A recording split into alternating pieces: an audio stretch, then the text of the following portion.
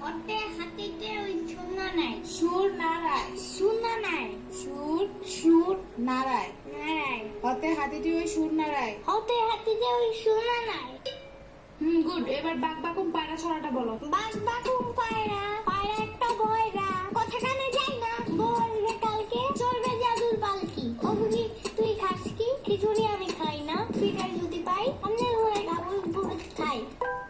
এগুলা কি ছিল? কেন হয় নাই?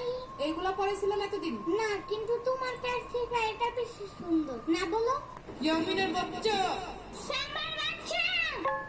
ওরে দেখো কেন? ওই তো মুখস্থ করে সেইটা। শ্রাবণের বাচ্চা। কতবার কমা, আমার কোনো বাচ্চা নাই, আমি নিজেই তো একটা বাচ্চা। বাচ্চার ঘরে বাচ্চা আর কি শিখেছে এগুলো তুই?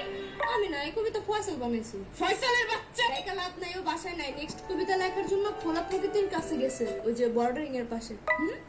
কবিদের কবিতা লেখার জন্য খোলা একটা পরিবেশ খুব দরকার। বাইর হয় দিক থেকে। তুমি কই যাও? তুমি না বাইর হইতে বললা? এটা শ্রাবণীরে বলছি। শ্রাবণী না সাম্বা বলো। কালকে পরীক্ষা ঢং করার টাইম নাই কিন্তু। আমার ব্যাগ ছিঁড়া গেছে। এত জলদি ব্যাগ ছিঁড়ে কেনলে? জুতো করে এনে নিয়া আইনা দিব না মার্কেটে গেলে। এখন পড়ো। এই যে আমার ফোন।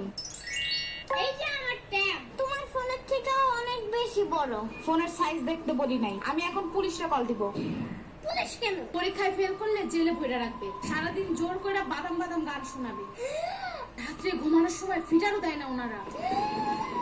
অনেক কানলেও দেয় না। অনেক কানলে ওনারা বামে আর মুখে কষ্টিপ লাগায় দেয়, যেন কোনো দিক দিয়ে বাচ্চারা শব্দ করতে না পারে। কল দিব? একদমই না। তাইলে আর কি? পড়ো আমার ইচ্ছা মতো। পড়াইতে শেষ করে দাও। শোনো, যত যাই হোক পরীক্ষার হলে কিন্তু একদম ভয় পাবা না। ভয়ের কিচ্ছু নাই, মাথা ঠান্ডা করে লাগবা।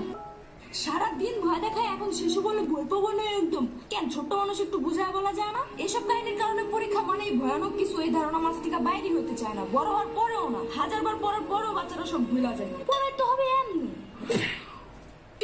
এদিকে দাঁড়ায় দাঁড়ায় বয়ানবাজি করতেছে। কালকে পরীক্ষা, চিন্তা আছে কোনো? মদন কুলহানকার, কালকে অ্যাকাউন্টিং পরীক্ষা, আমি তো ভুলাই গেছিলাম। শিট।